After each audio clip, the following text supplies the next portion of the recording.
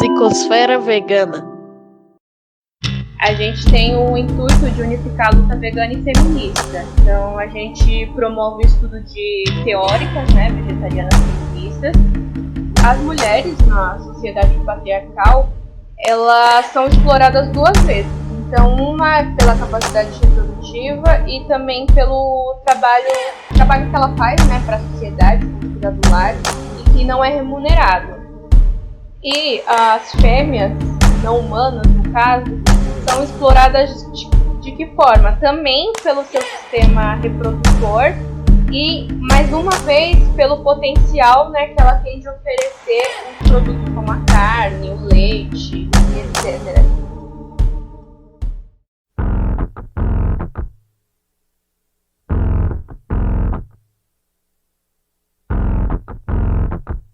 Cadê meu celular? Eu vou ligar pro 80. Vou entregar teu nome e explicar meu endereço. Aqui você não entra mais, eu digo que não te conheço. E jogo água fervendo se você se aventurar. Eu solto o cachorro e aponto... Olá a todos, todas e todes. Eu sou Adriano José e está começando o terceiro episódio desta que é a segunda temporada da Psicosfera Vegana. Bom dia, pessoal. Aqui é a Débora Caterine. Nossos episódios vão para a rede quinzenalmente. Por isso é muito importante que vocês sigam nossas redes sociais. Assinem o nosso feed e se inscrevam no nosso canal para não perder nenhum episódio. Nosso perfil no Instagram é @psicosferavegana e nele concentramos a maior parte das nossas postagens.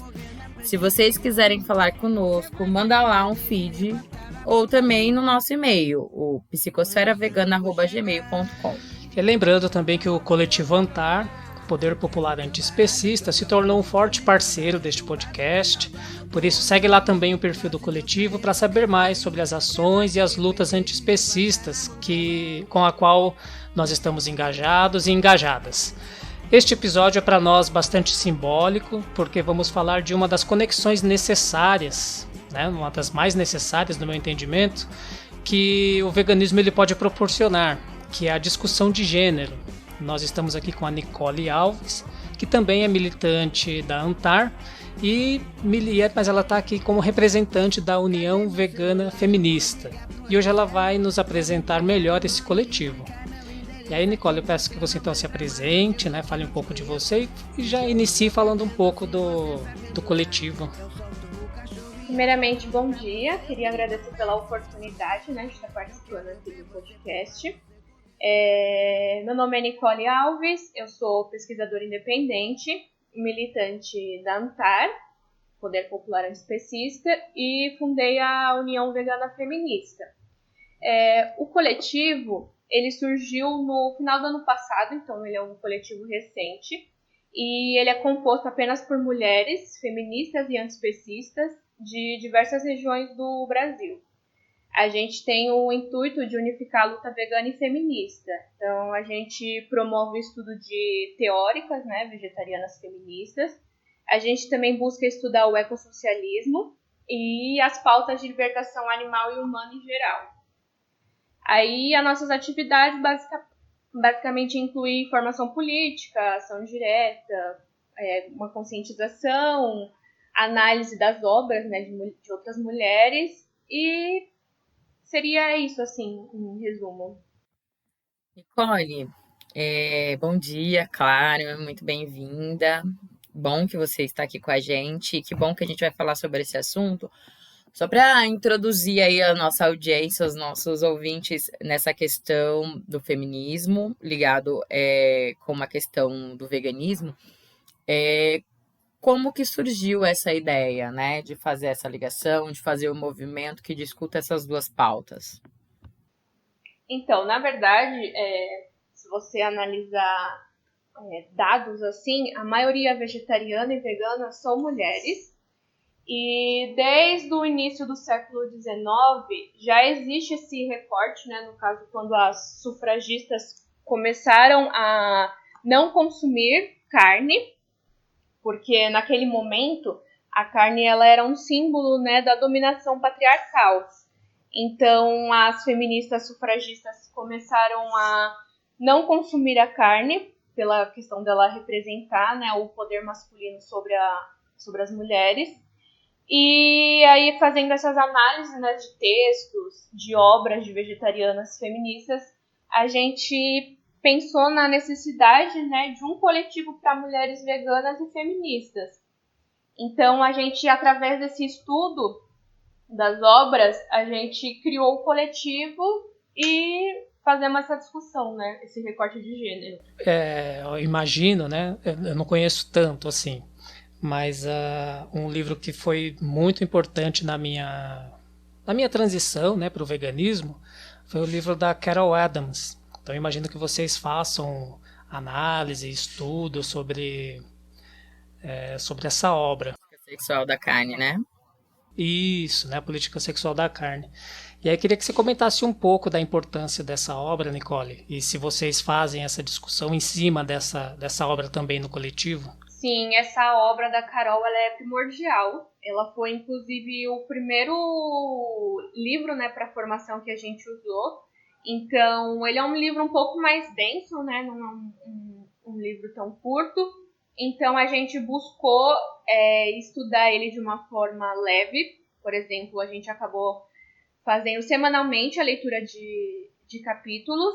E aí, no final da semana, a gente trazia um debate para cada uma compartilhar suas impressões, a gente discutir até que ponto a gente concorda, até que ponto a gente poderia não concordar. Então, ele é um livro que a gente constantemente fica trazendo, né, para debate, por justamente ele ser um livro que consegue trazer todos os pontos necessários sobre a questão de gênero relacionada com o consumo de carne. Salvo engano, acho que ele foi o primeiro, né, a fazer esse recorte, né, da dominação patriarcal e relacionar com o consumo de carnes. Na verdade, anteriormente, acho que tinha alguns escritos, mas são escritos mais que ficam um pouco escondidos, digamos assim. As obras vegetarianas feministas, elas tiveram uma forte tentativa de serem silenciadas, né? Até mesmo por outras correntes do feminismo. Então, realmente acaba sendo um pouco difícil o acesso a essas obras. A da Carol Adams, a gente pode dizer que foi a que mais ficou famosa. Eu tô lendo, né? Eu tive contato com ela há pouco tempo, a Adriana até que me passou, acho muito bacana, acho uma leitura primordial, né? Principalmente para quem está começando, né? Na questão do veganismo, de qualquer outra consciência, assim, né? Da vida humana, acho que é importantíssimo.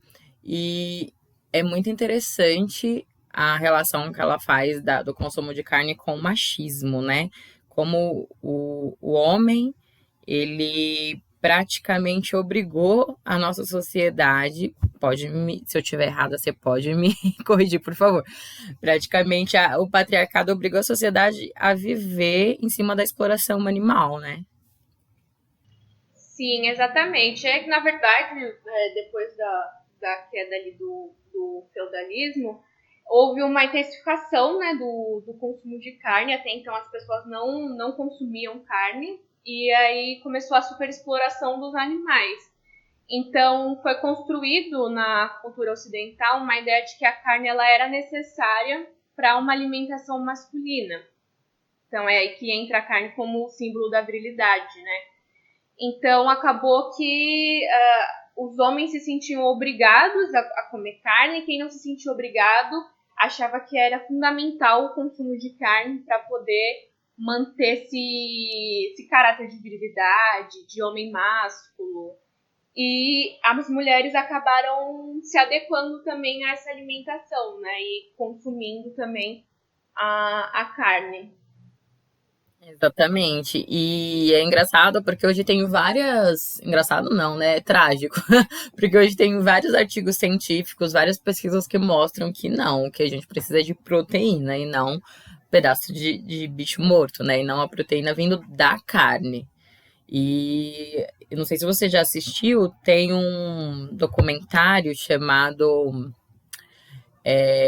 Dieta de Gladiadores. Não sei se você já chegou a assistir, provavelmente, que desmistifica essa ligação do músculo com a proteína animal, né? Você chegou a assistir? Não, nunca assisti. É uma dica aí muito legal. Eu tenho alguns amigos que não gostam de assistir porque falam que é muito rápido as falas e as legendas, não consegue ver, mas assim, com calma dá pra assistir e desmistifica essa questão de para ser muito forte, o homem tem que consumir carne, né? Então, várias pesquisas, vários estudos mostram que, na verdade, não necessariamente a proteína que dá músculo é a proteína que vem do animal, até porque o boi não come carne e ele é super musculoso, né? Então, a proteína ele sempre vem de algum vegetal, de alguma leguminosa, enfim, de alguma planta. É muito legal, fica a dica aí para os nossos ouvintes, né? Para todo mundo dar uma olhada. Tem na Netflix, tem vários espaços aí, o Dieta de Gladiadores. E fala cientificamente dessa questão, né? Dessa ligação do músculo, da virilidade com o consumo de carne. Esse filme aí também eu tô devendo, eu não vi.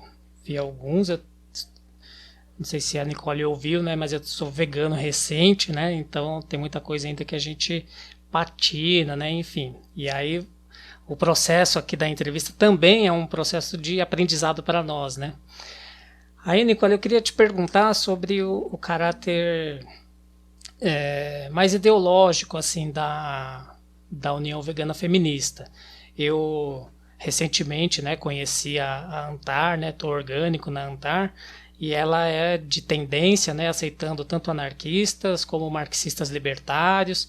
Eu queria saber se a União Vegana Feminista é também abrangente dessa forma, assim. Sim, no coletivo a gente tem tanto marxistas como anarquistas, tem ecossocialistas, então a gente também acaba unindo, né, as mulheres que estejam interessadas em si na pauta de gênero relacionada com o antiespecismo. Então, são bem-vindos tanto comunistas, anarquistas ou outra ideologia que vem aí a somar junto com a gente. Legal, eu acho interessante isso porque eu vim de movimentos de partidos de esquerda e sempre existia ali uma rixa entre marxistas e anarquistas, né? E eu sempre gosto de comentar isso. E conhecer a Antar, né, e agora a União Vegana Feminista, quebrou um pouco esse paradigma, né, de entender que essas correntes ideológicas elas não são necessariamente antagônicas, né, mas sim são parceiros políticos, né, são aliados políticos, né. Sim, eu acho que principalmente no momento como esse que a gente está vivendo, é necessário que, independente, né, da ideologia, que a esquerda acabe se unindo, né, para poder construir essas pautas e focar no trabalho de base. Então é muito importante mesmo coletivos como a Antar e a União Vegana Feminista que sigam essa linha. Certo. Hoje a União Vegana Feminista ela está presente em quais estados? Já para a gente ter uma dimensão assim das ações e do tamanho dela. Então, hoje a gente tem militantes do Rio de Janeiro, Santa Catarina, Pernambuco, Distrito Federal, Bahia, Paraná, Goiás e, obviamente, São Paulo. Poxa, bacana, bastante...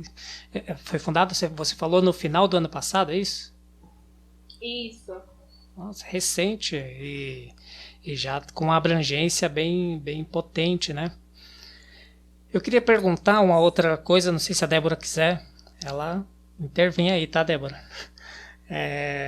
Sobre as ações, né, que vocês realizam, uma que me chama muito a atenção e eu tenho muita empatia por essa ação, que é a de entrega de marmitas para moradores de rua.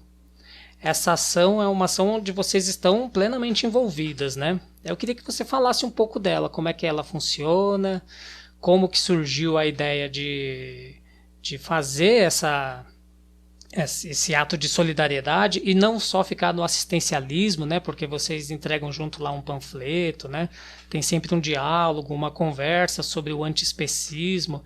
Então eu queria que você apresentasse assim de forma bem concisa, se possível, em que consiste a ação, né? como que ela é vista estrategicamente, ideologicamente, e como que vocês conseguem essa aproximação com o morador de rua, de ir além da entrega de uma marmita, mas conversar sobre o antiespecismo, conversar sobre o consumo de alimentos de origem animal? A ação de entrega de marmitas, ela surgiu dentro da ANTAR.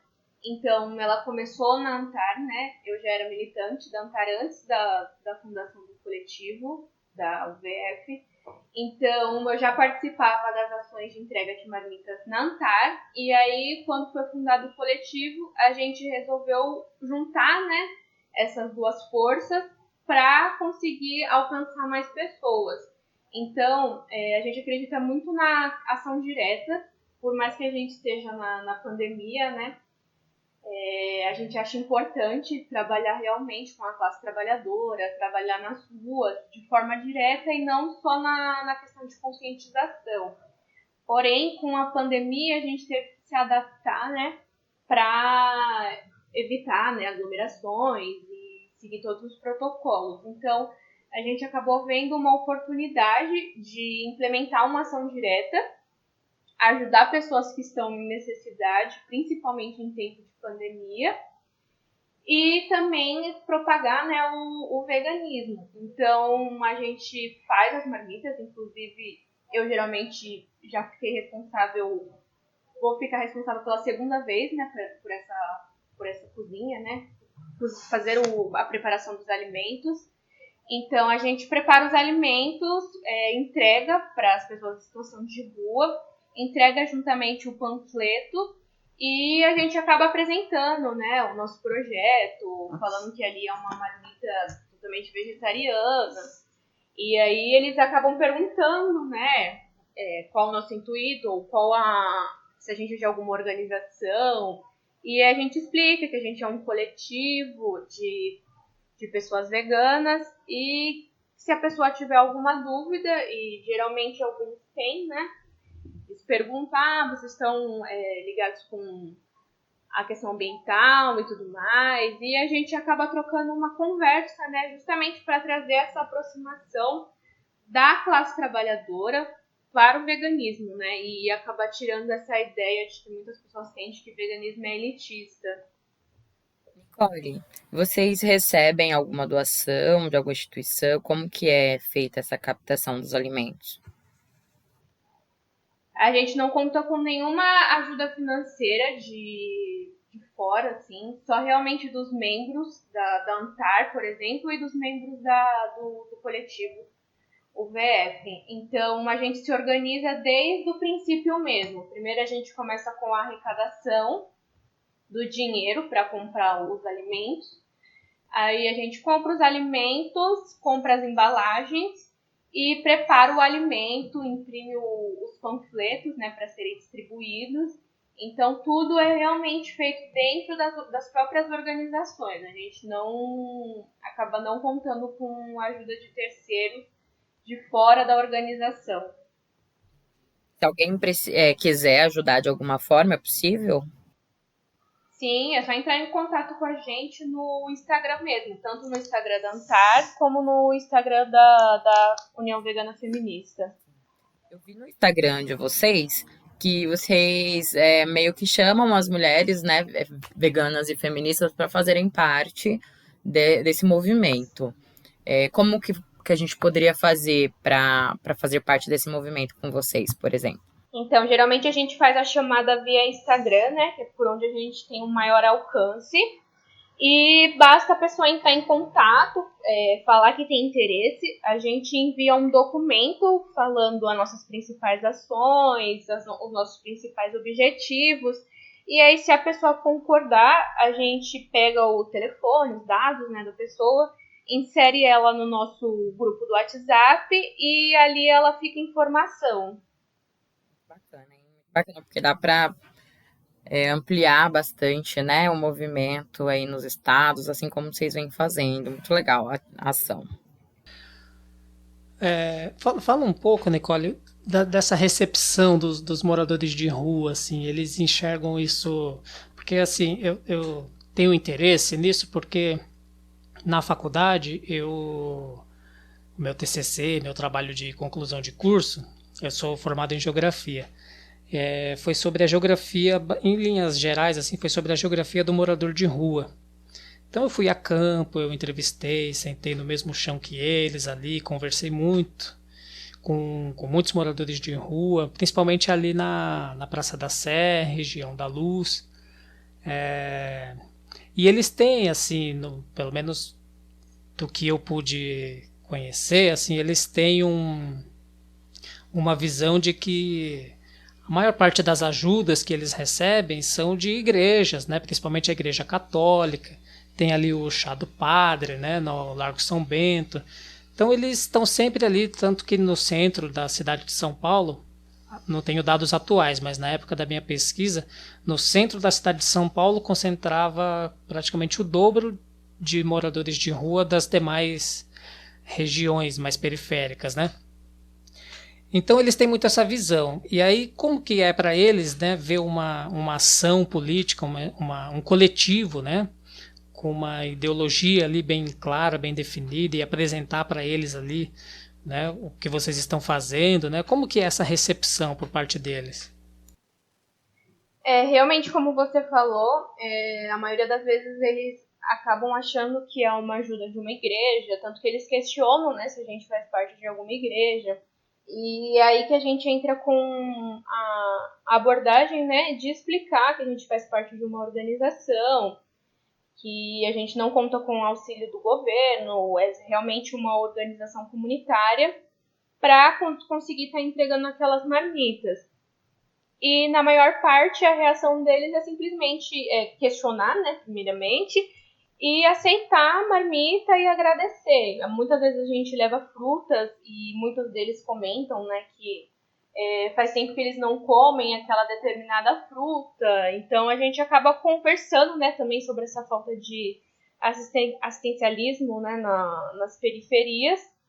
E acaba sendo isso. Não tem nenhuma reação assim, digamos que bruta, né, por parte das pessoas que estão ali. É realmente uma ação de questionamento, de querer entender, né, do que a gente faz parte, por que a gente está ali.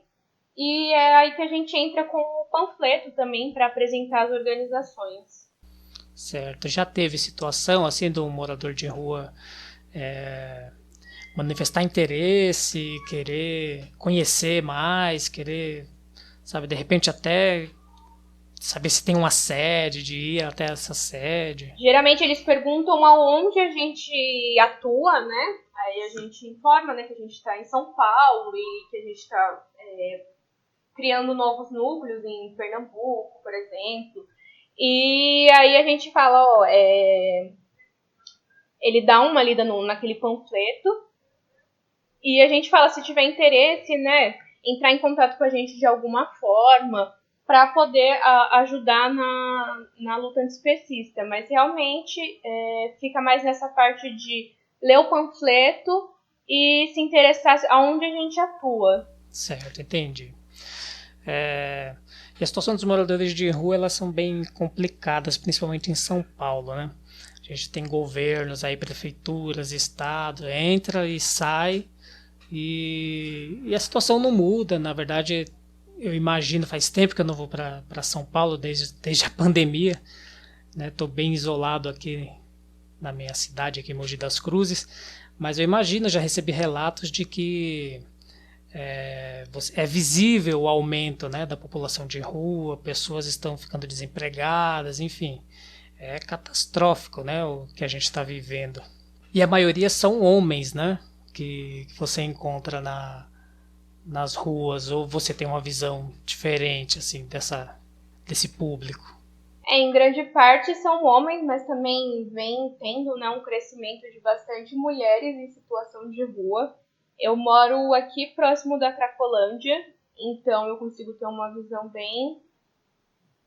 bem forte, né, da necessidade, né, de novas políticas de moradia para São Paulo. Então, realmente, a maior parte dos moradores eles acabam sendo homens, mas eu vejo que vem crescendo a quantidade de mulheres nessa situação. Deixa eu te fazer uma pergunta, assim, na verdade também acho importante, agora que a gente tem esse espaço de falar de feminismo e de veganismo, para quem não entende a ligação entre essas opressões, né, as opressões com a mulher, a opressão com os animais, como que você explicaria para os nossos ouvintes, por exemplo, qual é a relação dessas opressões ou qual que é o seu ponto de vista sobre essas opressões? Então, a gente busca trazer de que forma, né? As mulheres na sociedade patriarcal, elas são exploradas duas vezes. Então, uma é pela capacidade reprodutiva e também pelo trabalho que ela faz, né, para a sociedade, como cuidar do lar, e que não é remunerado. E as fêmeas não humanas, no caso, são exploradas de que forma? Também pelo seu sistema reprodutor e, mais uma vez, pelo potencial, né, que ela tem de oferecer os produtos como a carne, o leite e etc. Então, a gente pode enfatizar principalmente o papel da vaca, né, na produção do leite, no qual ela passa por diversas inseminações artificiais. Ali é explorado ao máximo o sistema reprodutor dela para que ela possa gerar o leite e também os derivados como queijo e etc. Mas também existe a exploração para depois obter a carne dela. Então, a fêmea ela acaba sofrendo, né, sendo explorada mais de uma vez dentro da indústria. Primeiro por esse poder reprodutivo dela e depois ali no final da vida dela por esse poder que ela tem de oferecer a carne. Então, basicamente, a indústria da carne, a indústria do leite, né, elas dependem da fêmea para conseguir se reproduzir. Então, a gente tenta pegar bastante nesse aspecto de que a exploração de fêmeas ela é necessária para que o capitalismo continue explorando, né, o que os animais têm a oferecer. Então, basicamente, a exploração para a gente consumir esses produtos depende das fêmeas. Sim. É interessante que no livro, né, que eu estou começando a leitura, ele fala bastante da linguagem que a gente usa, né, referente a esses animais que a gente coloca no nosso prato, né, que as pessoas costumam colocar no prato. E até mesmo com as metáforas que a gente usa, né, quando a gente se refere ao momento de opressão. Por exemplo, eu tava achando bem bacana esse capítulo que fala que quando a gente se sente mal, a gente fala que eu me senti como um pedaço de carne, né? Então, essas linguagens que usam a opressão animal, mas que não refletem a opressão animal, né? Então, assim, esse pedaço de carne é o quê, né? Sabe que veio de uma opressão, de uma exploração, de uma morte de um animal e a gente usa como se fosse nada, né? Eu achei bem interessante, porque a gente tem no nosso vocabulário o tempo todo falas opressoras e a gente não reflete essas falas, né? Sim, realmente. O que acaba ocorrendo é que as mulheres, né, por não terem esse primeiro contato com o veganismo, elas acabam também reproduzindo essas falas e também a forma de se alimentar machista, né? Por conta mesmo dessa falta de conexão, como a Carol Adams fala, de trazer o referente ausente.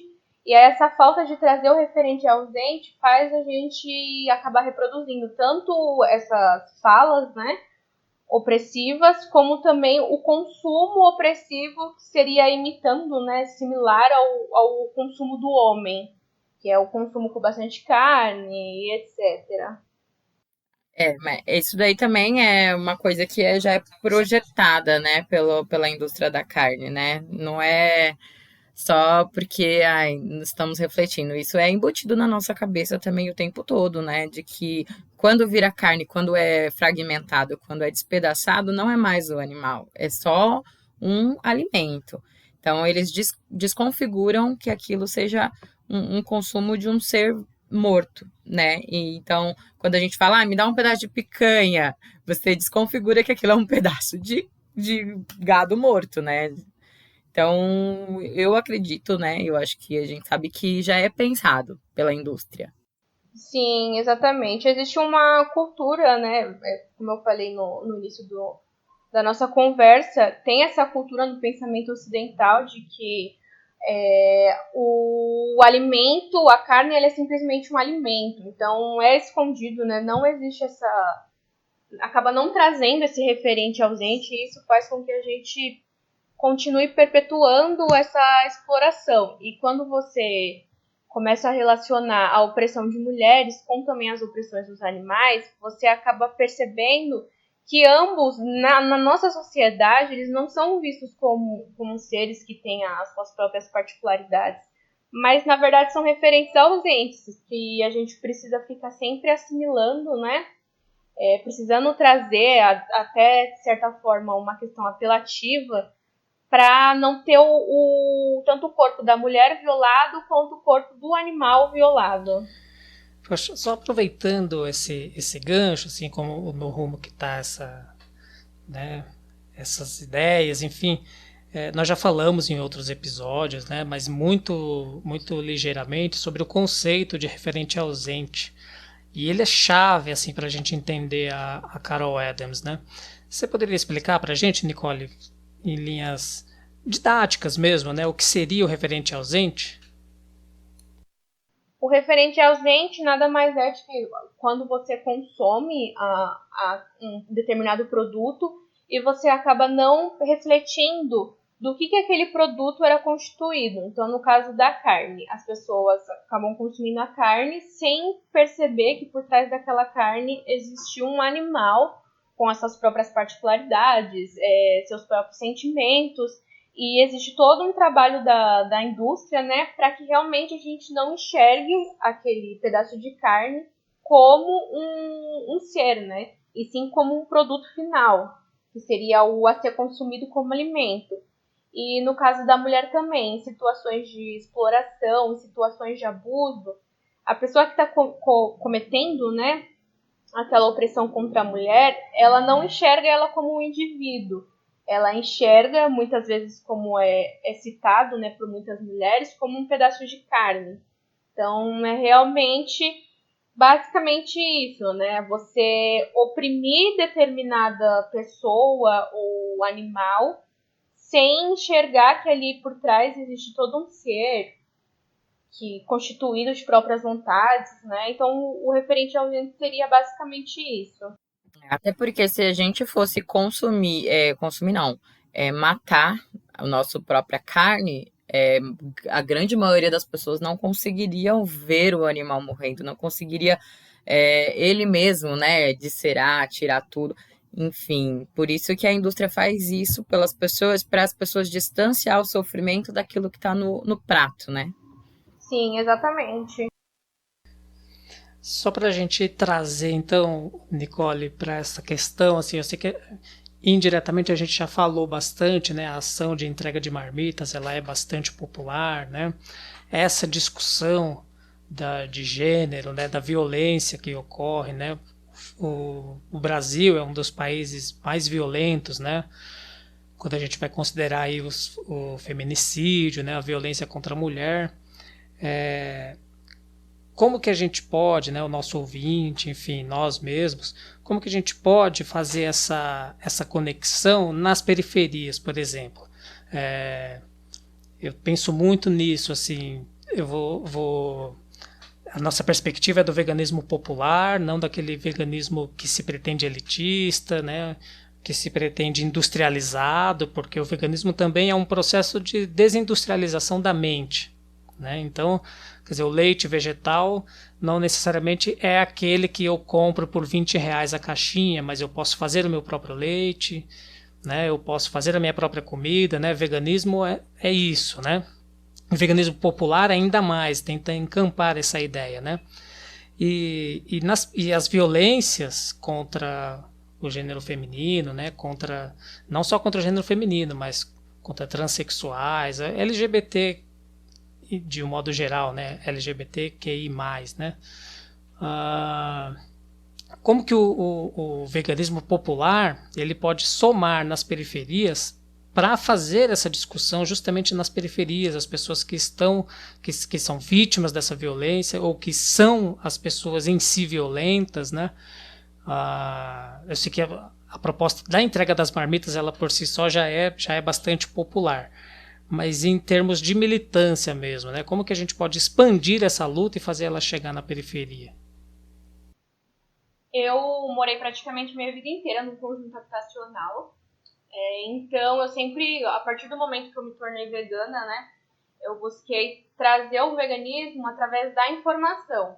Então, antes da pandemia, né, eu buscava conversar com as pessoas sobre como a indústria da carne funciona, como ela está ligada com as outras opressões, principalmente como a carne, né, os produtos de origem animal, eles reduzem a uma condição ruim à saúde da classe trabalhadora. Então, eu também sempre busquei organizar rodas de conversas, realmente para aproximar a periferia de debates como esse e mostrar que o veganismo ele não é só aquele veganismo que a gente acaba vendo no mercado, onde um produto super industrializado que não é viável, que custa, como você disse, R$20, sendo que você pode produzir ele na sua casa por, sei lá, menos de R$5.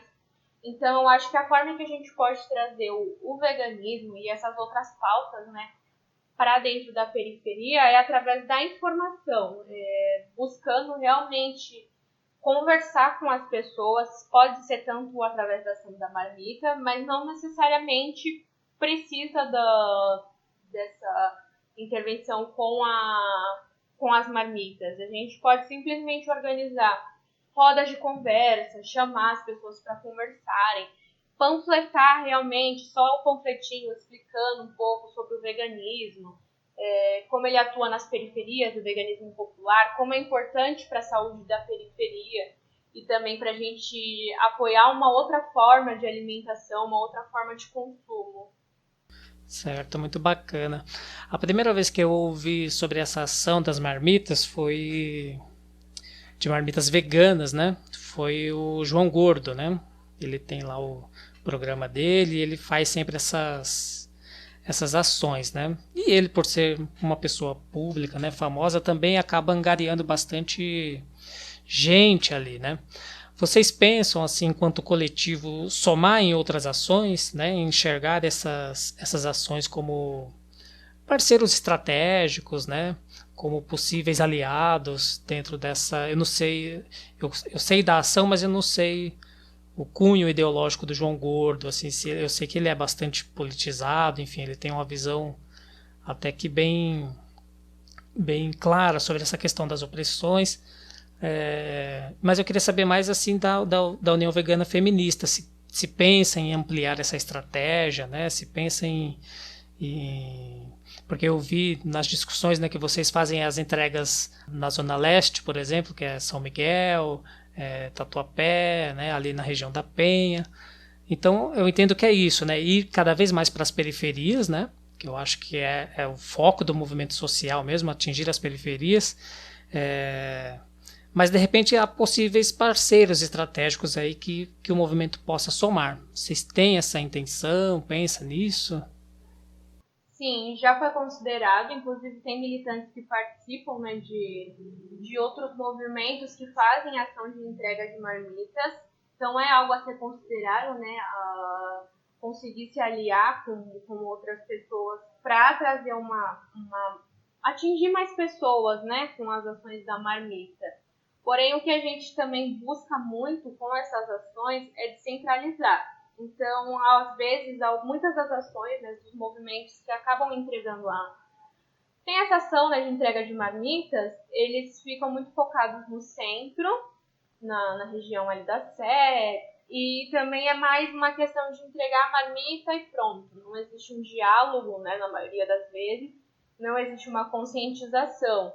Então, o fato da gente realmente fazer de forma mais junta do coletivo seria por isso, pela questão de que a gente busca descentralizar, né, fazer coisas mais próximas da periferia e também, além de entregar a marmita, conseguir conversar, né, com a pessoa que está ali naquela situação, apresentar a nossa forma de pensamento, e isso acaba não ocorrendo em muitos movimentos que fazem essa distribuição de marmitas. Muito legal a ação, gente, muito bacana. Principalmente o fato de descentralizar mesmo, né? Porque parece que não, mas a gente tem muito morador de rua aqui na Zona Leste. Acredito que, né, nos outros extremos também tenham, e a maioria das ações ficam no centro, né? Parabéns pela ação. Para a gente já começar a encaminhar para o encerramento, Nicole, a gente falou muito aqui sobre a Carol Adams, né? E ela, de fato, ela é fundamental para a gente entender essa conexão das opressões. Aliás, nós entrevistamos aqui o Carlos Coelho, né? O Vegetal Vermelho. Ele é um dos veganos que eu primeiro ouvi falar sobre essa obra, né, dizendo que a grande contribuição teórica é justamente da Carol Adams, né, é justamente esse conceito, né, do referente ausente. Mas eu queria que você falasse um pouco assim, sobre outras teóricas que vocês estudam, que vocês conhecem, né? Eu já ouvi falar um pouco sobre a Louise Michel, e enfim, queria que você falasse um pouco sobre essas outras referências, até para ficar como dica aqui para nós, para os nossos ouvintes, para que a gente possa conhecer essas teóricas.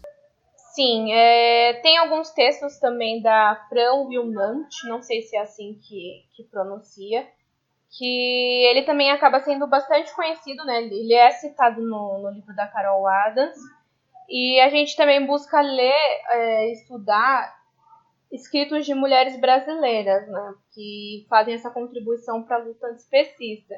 Então, por exemplo, a nossa formação, ela vai fazer uma leitura de um texto que é de uma brasileira, Sônia Felipe. E aí a gente também busca, né, trazer essas escritoras brasileiras, né, que fazem essa contribuição para a luta antiespecista, para também não ficar só lendo teóricas estrangeiras, porque existe, de certa forma, bastante contribuição para a luta animalista aqui dentro do Brasil. A Ana Mota também, que participa da ANTAR, ela também tem bastante escritos, né, sobre a relação entre vegetarianismo e feminismo. Certo, a Ana Mota participou do nosso 9º episódio na primeira temporada. Uma contribuição bastante importante mesmo. Aliás, o capítulo dela, né, no livro Libertação Animal, Libertação Humana é bem bacana, assim, é bem importante. Também tem um escrito da Daniela Rosendo, que ela fala sobre o feminismo, né, a partir da lógica da dominação. Então ela também traz alguns preceitos ali do ecofeminismo para abordar essa questão da luta antiespecista dentro do feminismo.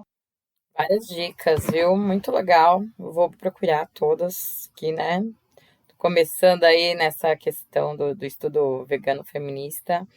Muito obrigada pelas contribuições, Nicole. Foram muito bacanas, muito agregadoras.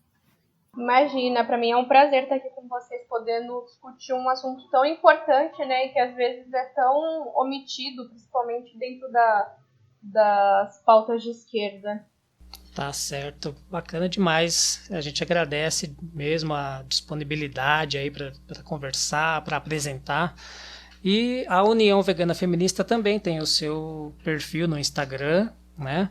A gente vai passar a divulgar aqui também para fortalecer a luta, né? Para que as nossas ouvintes, né, possam somar aí também no coletivo, né? Caso desejem. Qual que é a arroba lá do Instagram de vocês? É @União V Feminista. União V Feminista? Isso. Ah, legal. Então sigam lá também, né? Para conhecer um pouco mais da luta. A gente acabou ficando... É isso, né? Os movimentos sociais hoje, e principalmente dentro do veganismo, eles são interseccionais, fazem várias conexões. E num episódio aqui de 1 hora, a gente não consegue falar sobre todas as lutas, né? Ficou para trás aí sobre a questão do ecofeminismo, né? Do ecossocialismo. Mas nada impede de, no futuro, a gente fazer um novo episódio para falar especificamente dessas lutas. Tudo bem, Nicole? Sim, tudo ótimo. Seria um prazer também. Tá ótimo, então. Agradeço demais a participação sua, né, da União Vegana Feminista, a luta e a militância desse coletivo, assim como da ANTAR, são extremamente importantes aí nessa campanha que a gente faz pelo veganismo popular. Para encerrar o nosso episódio, nós vamos ouvir aqui um som de um rapper espanhol chamado Pablo Hasél. O nome do som é Fuerza y Orgullo. Esse som fica aqui também como um manifesto, né? Esse rapper ele foi preso por criticar a monarquia espanhola, por ser antifascista. Em Barcelona está rolando vários protestos pela soltura dele, né? Porque ele está preso simplesmente por manifestar as suas opiniões, por manifestar a sua militância ali através do seu som, numa acusação absurda de incitação ao terrorismo. Então é extremamente importante que a gente some, inclusive, nessa luta antifascista. Muito obrigado e fica aí o som do Pablo Hasél, Fuerza y Orgullo. Fuerza y orgullo por combatir al Estado que nos oprime corrupto. Fuerza y orgullo porque desafiando a su dictadura la desnudo. Fuerza y orgullo siempre, siempre. Fuerza y orgullo. Mierda, tanta rabia me bloquea, pero fluyo por orgullo en la pelea. Por servir a lo más bonito, escoria pone la historia fea. Me enamoró el delito de la empatía, ni con perpetua callaría lo que grito. No me sentiría vivo sin ideales, los persiguen porque saben cuánto valen. Me siento bien aportando al cambio y no cambio por nada a ser revolucionario. No me lo quitarán ni en una celda diminuta, la razón grande se expande y les preocupa. No hay otra ruta que arriesgar algo. Ladra, yo sobre la palabra cabalgo. La frialdad macabra no me tornó insensible. Un honor que ante su crimen mi corazón vibre. Fuerza y orgullo, fuerza y orgullo. No hay quien me venza, no huyo. Fuerza y orgullo, fuerza y orgullo. Por crear chispas en lo oscuro. Fuerza y orgullo, fuerza y orgullo. No hay quien me venza, no huyo. Fuerza y orgullo, fuerza y orgullo, por crear chispas en lo oscuro. Jodida impotencia me carcomes, pero no has tragado ilusiones demasiado enormes. La pena en odio se transforma, es mi norma. Querrán que se sienta sola, pero cada persona luchadora acompañará. Solo veré hormigón, pero veo más allá. La condena será suya si esto me mejora. Si difundir la realidad va a acercar su hora. El pueblo llora y yo no oculto su llanto. Su poder es un insulto, yo solo lo canto.